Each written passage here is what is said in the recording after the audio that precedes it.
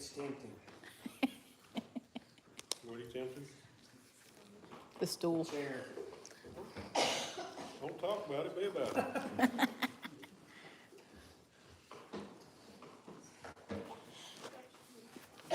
All right, we're kind of gonna go along with what we did last week, kind of continue on that frame of mind.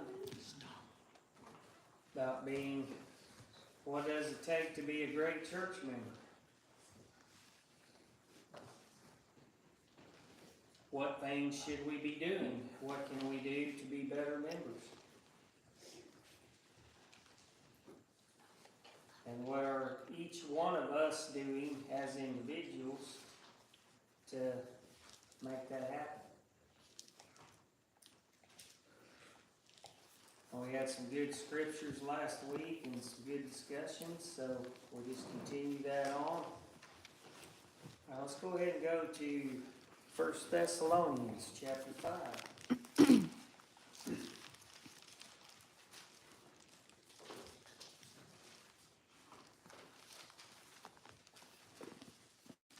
First Thessalonians what? Chapter 5, 11.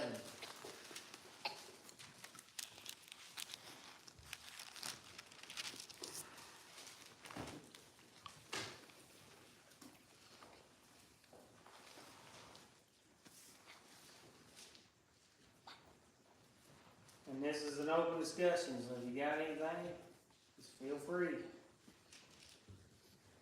Alright, 5:11. It says, "Wherefore comfort yourselves together, and edify one another, even as also ye do. And we beseech you, brethren, to know them which labor among you, and are over you in the Lord, and admonish you, and esteem them very highly in love for their work's sake. And be at peace among yourselves. Now we exhort you, brethren, warn them that are unruly, comfort the feeble-minded, support the weak, be patient toward all men. See that none render evil for evil unto any man, but ever follow that which is good, both among yourselves and to all men." So Paul, he's just closing this letter out to the church at Thessalonica here, his first letter to them, and he's just kind of encouraging them. It says, "Comfort yourselves together and edify one another, even as ye also ye do." So, comfort yourselves together, edify, to build, instruct. So, to build together, to instruct, edify one another. And that word, you go on down, it says, we beseech you, beg of you, brethren, to know them which labor among you. And we are to know each one of us that labors among us. And then all those that are over you in the Lord.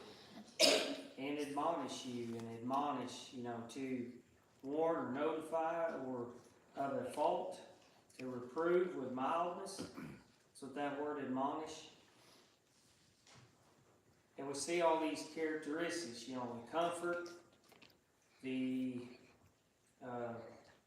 edify, admonish, esteem. You go on down to 13, esteem them very highly in love for their work's sake, and be at peace among yourselves. So it's important that we are at peace among ourselves. It's important that we, communicate, that we show each other love in the Lord, do things for the right reasons, not have any, hard feelings against one another, that sort of thing. But esteem them very highly. Esteeming would be to lift them up in a high regard, but to, be at peace among yourselves. And also in 14 it says, "Exhort you, brethren, warn them that are unruly. Comfort the feeble-minded, support the weak, be patient unto all men." Now we talked about last week how we do have, as we are, we're all kind of different wavelengths at times. How some of us can get weak, some of us can be strong at certain times. And it's kind of like in a marriage where, you and your husband or wife can, one of you be strong at a certain time, the other one can be weak, and that's what that teamwork is there for, there to support, one another. That's how it works, and that's the same way within a church, Christ-like is the church to a marriage, so some of us are gonna be weak at times, some of us are gonna be strong at times, and to recognize that, to be, are you there? Are you gonna be one that's gonna be strong, that's gonna be there to help someone? So if we're all weak, then we're not gonna do any good, so we gotta have some strong that are mixed in. And it would be great if everybody could be strong at the same time. Imagine what that would be. But at times we all struggle with things, with sin, we all struggle with trials and tribulations, temptations, and things. We give into our flesh nature. So, we're going to be weak at times. But comfort the feeble-minded and be patient toward all men. And being patient is a good attribute to have. Be patient in your life, as we do go through things and we have discussions and we go through, we went through a business meeting and, things can get heated, things can maybe get out of hand at times, but to be patient toward all men. So it's important that we remember these things in our life when we're communicating with other members. But I have a couple things. I would say encourage each other in everything we do. Encouragement goes a long ways to really lifting people up. And, I'm encouraged by people taking part and doing what the Lord would have us to do here at this church. We strive to keep it together and continue in the Lord's work. I just encourage everybody to really consider that. And I'm just thankful for the effort being put forward. And that's a big thing. We all encourage each other by being here tonight. That's right. It's encouraging. We've got a pretty decent crowd tonight, so that's encouraging. It's encouraging to me. And it's encouraging to one another. Yeah, if you're up there teaching, you look out here and see each one in the place, that's encouraging. It's encouraging, yes. It is. And I have this it goes along with being a church member and all, but I have it's kind of a picture, a meme kind of thing. Let's say something does go awry and something, or someone's doing something that's not very Christ-like within the body. We can either be a part of it or we can step away. And I've got a deal. It's kind of like an old line of matches. It's a line of matches, and half of it's burnt, and then there's one that's down to where it didn't burn, and then the others are just, they didn't get burned either because that person in the middle went down, and it didn't allow it to go any further, the damage to go further and burn across. So how that, when we can step away from things, we can mitigate situations by doing that sometimes, and that will help out a lot as well. Alright, another thing I come across, and it was like it to a marriage, but as I said, the New Testament church is like it to a marriage. Christ did it that way. And I have a thing here, it says, we communicate, we fix, and we stay. That's maturity. That's right. Communicate, fix, and stay. Yes, yes. So, if we don't communicate with one another, we can't fix anything. That's right. So that's why it's important that we do communicate with one another. If you're having hard feelings against someone, communicate that in a Christ-like manner, of course. You know, don't just bluntly just lay it all out there. You know, and the way you deliver things can go a long way. But if we communicate, and I believe that we are doing that a lot better than we ever have before. But I mean, we Amen. can communicate, we can fix those problems. We can fix those issues. And, scripture tells us exactly how to do that. I mean, and we go, if we have that problem, we go to that person, Yes, that person only. yes, And, you know, then if you can't, take two, and then whatever. I mean, you know, it's in the word, that's why, you know, God set it up, and that's the way it's supposed to work the best. And like you said, if you, you know, go to them humbly, really, we should all do that, or we shouldn't Yes. always, you know, and be that way. I mean, not just say I'm gonna be humble, but yes, if we're gonna be Christ-like, we ought to really feel that way, you know, that maybe it ought to break our heart, and we do it instead of on our own. We ought not to any of us be offended for our sakes. Our offense should always be for Jesus' sake. That's where any of our offenses ought to be. yes. Right. Ross, this, comfort, edify, know those that labor, admonish, isn't that all part of the agape love? Yep. Yep. Sure is. A God to love.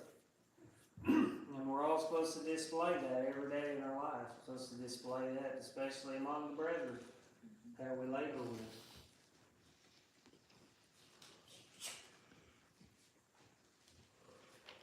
Now also, this thought just came to mind, you know, there is no such thing as a perfect church. That's right. So we have to, you know, it's okay to have a disagreement. It's okay to not see eye to eye on every single little thing. It's okay. There's no perfect church. It's what we do when we do have those little disagreements or those difference of opinions or whatever, how we handle that situation. That's what makes it, you know, that's what gets you in trouble. So, you know, we can talk through things. It's okay that we do that. It's okay that we do that. I think it's also important that if you do have a different opinion, that you feel comfortable and willing to share that opinion, because sometimes I'm thinking on a one-track mind and then somebody else says, well, I don't know that I agree with that because this is what I think, and I'm like, oh, okay, I see with that point of view. So it opens your mind to, and your heart, to see these other perspectives, and that's how you can go further longevity-wise and spiritually. You can grow because you're like, oh, okay, I see that perspective now. That's not how I was seeing it, Yeah. but you're open to grow. And I think that's really important. There's another part to that too that helps you with your witness. I'm sorry, can you say that again? There's another part of that too, it helps us when we witness. Yes. Yeah. Yes. Discussion. Everybody have an opinion? Have a good, lively discussion? Everybody do it, you know, in a good manner? That's the only way you're gonna get to know about it. It's the only way you're gonna be able to resolve it. Right. Communicate, that's part of communication. Right. Right. Says to know them that labor among us, you know, that's how we get to know each other. is Right. We communicate. Right. we talk. You brought up marriage too. Nobody knows your wife like you do. Yep. That look, we all understand. It's the same thing with the Lord, He knows us better than anybody. That's right. He knows us better than we know ourselves. See that look? All right. So anything else anybody want to add with these scriptures here? What stands out to me is, be patient toward all men. Yep. if I'm not careful, somebody will say or do something, I think they ought to know better than that. Yeah. Well, there's a lot of things I ought to know better than that too. But to be patient and be willing to give them a second chance. Right, yes. Yeah, 'cause we've been having some good business meetings here lately, and, things can, through that discussion, they can escalate, and, that's where that patience comes in, and sitting back and thinking about it. You may say something and it don't go over well, and you think, wow, I can't believe they think like that. That's not the way I wanted it, or that ain't the way I was thinking about it. So, that's where we have to look at it within ourselves. If I'm humble, if I have humility, then I'm not gonna get what they say, butt hurt about it. I'm not gonna get hurt about it, because, it's going to work out, because it's the way I react to a situation. If we all react to it the way Christ would have us react to a situation or things that are said, then everything will be all right. It's like we talked about before, when you say patience too, is, sometimes, younger in the faith, and it doesn't have to be age-wise. Right, no. It's just younger in the faith. Yes. They just haven't been through situations or like that, and because I can remember, a church that we were in Harrison when we first moved up here. Well, I was in my, early 30s, so, I wasn't like a kid, but I was young in the faith and church and that sort of thing. And I remember that we had called a man, to be, and it wasn't unanimous, and he would not accept it. I remember I was just so mad. I just got up and walked out the door, boy, I was indignant about the whole thing. But that, I feel like, that was my, just being young in it, you know what I'm saying? Right, yes. And so, I know I'm not the only one, and a lot of times when we are young in the faith, or just growing, or maybe we've not gone through these situations before, then maybe us that have need to have grace and patience to just help them along and kind of wait for that growth, Yeah, and help them along the way. Patience is akin to long suffering, and long suffering is a fruit of the Spirit. We get that at the point of salvation. It's up to us to tap into it daily, though. Yes. So it's not that we can't do it. It's, do we want to do it? Right. And our flesh doesn't want to do it. Right. Flesh wants what we want. That's why we're supposed to crucify it. That's right. Yep. Well, if you ever want to learn to quick patience, go to jail for a while. Yeah. So, Thanks, but I bet so. Forced patience, huh? But really, that's a state of mind anyway, isn't it? It It's is. not really patience, it's not, you can't do this, well, that's not really patience, because you can, the whole time you're there being very, wired, angry or wired, whatever, while you're waiting. Frustrating. Right, Yes. right. yep. All right, let's go to Hebrews 10. Familiar scriptures to a lot of you, I'm sure.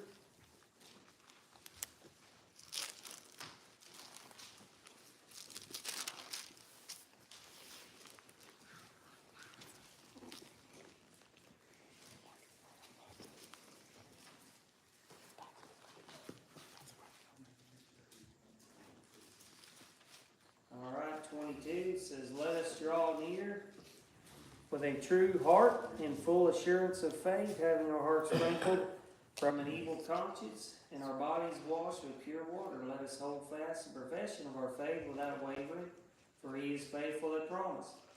Let us consider one another to provoke unto love and to good works, not forsaking the assembling of ourselves together as the manner of some is, but exhorting one another, and the much the more as you see the day approaching.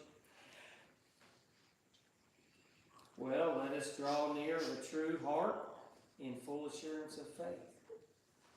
So if we're all doing that, we're going to hold fast the profession of our faith, holding on to that with all our being, without wavering, because He is faithful at promise. God is faithful to get us through these situations that we're faced. And as a church, we're facing things that we haven't had to face before for many, many years, at least since I've been here. So we're facing things, and that's part of this process. We're all, we're facing things we haven't had to face before, so we're all kind of learning on the go here. Kind of learning how to handle this situation and all. So that's where that patience comes in. So we hold fast the profession of our faith without wavering, because He is faithful. We know that God's going to be with us. He's not going to forsake us. And let us consider one another to provoke unto love and the good works. So consider one another. Encourage one another to love and good works. So that's what it's about. It's what the ministry of Christ is all about. Is about good works. About what are we doing in our life. What are we choosing to do each day that we live. And to provoke, encourage one to love and to good works. And as we show love, then hopefully they will show love. And even if they don't, we are commanded to love one another, regardless. So we're commanded to love. That's one of the great commandments, love one another. Mm-hmm. And not forsaking the assembling of ourselves together, but exhorting one another, so much more as you see the day approaching. And I believe we do see the day approaching. It's coming very rapidly, and we see that. But that word exhort there, to encourage, to cheer, to advise. So as we exhort one another, as we do see the day approaching. So as the days are actually getting longer, as far as our calendar day getting longer by the minute each day. But we know that our time here is getting shorter as far as Christ's return. We can see it by the fruits of the labors that we see out there in the world. And how people's attitudes are, and just their ungodliness and willing to display that. How there's hardly any shame these days of what people do. So as we see this, we know that our time is getting short here on this earth. So to make use of our time, the time that God gives us, each day, make good use of it. And that's where he talked about last week, about praying for one another, being there for one another, checking on those that can't be here each day. Whenever the doors are open, checking on those. We have those that are homebound, we have those that can't be here on certain services. So checking on them, telling them we missed them, that sort of thing. Encourage, and that can go a long way to encouraging someone. Say, oh boy, they really did miss me. I wasn't there. As they get older and they're not able to, and they become feeble, they start thinking that nobody loves them. Yeah. And that reassurance, it really does, it lifts them up. Right. And that's what we need to do. As I said, look around, see who's not here. Send them, call them, text them, whatever. It can go a long way to someone. And I believe it does. But consider one another, provoke unto love and good works, and exhorting one another as we see the day approaching. So, remember that.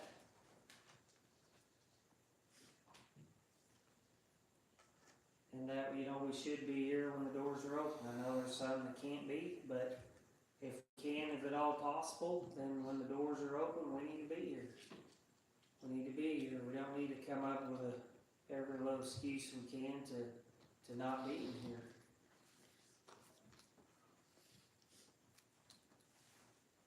I've came up with some good excuses before, but they weren't good to God. I know that. So,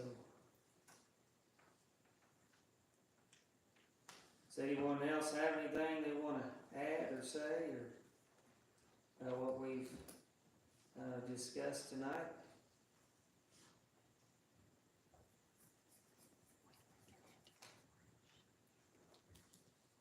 You know, as we see the day approaching, it also talks about in another place that judgment will start in the house of the Lord. Oh yeah, I think we're seeing some of that too. yep. I think so.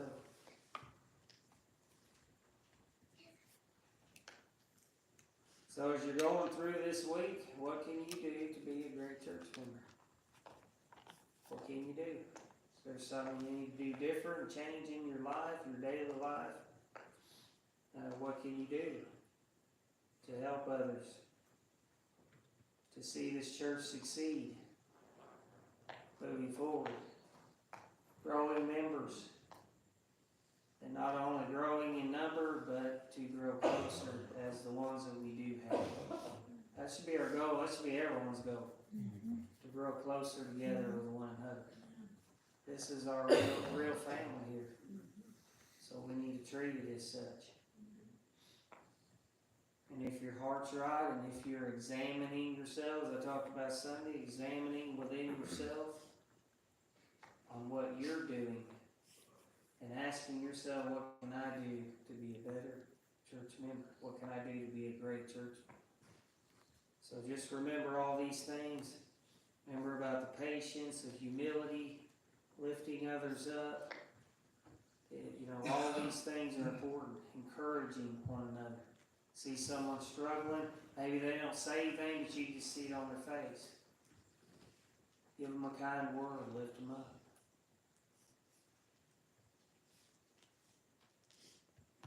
The more time we spend together, the more we'll notice that. Right. Right. That's my goal. I want to see this church succeed. I want to see this church grow, and I want to see each relationship grow stronger. It would be an unbreakable bond. Amen. And with Christ, we can have that. Amen. But we just have to want it. If we want something, we just gotta do what it takes to get it done. And I believe we can do it. I believe we can do it. All right. Well, thank you for your attention tonight.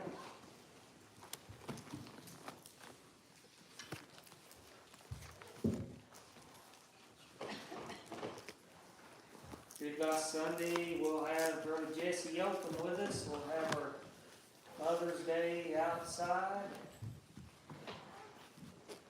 Baptism. baptism after the morning service. Was Jesse coming just that morning, or did you talk to him?